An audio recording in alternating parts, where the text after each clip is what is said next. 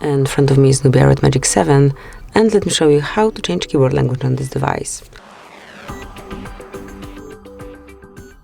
So at first, just open Messages, click on Start Chat, and here you've got the current keyboard language. To change it, tap on Settings, go to Languages, and click on Add Keyboard.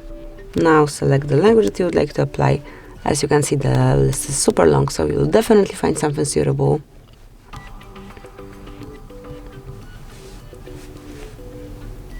It's like never-ending story. Well, here it is. So now just pick the language that you wish to apply. Let me choose, for example, Hebrew, because it would be the change will be visible. And then remove unnecessary languages. Obviously, if you wish to have two languages, you can just stay with all of them, and then you will be able to switch between languages by tapping on space.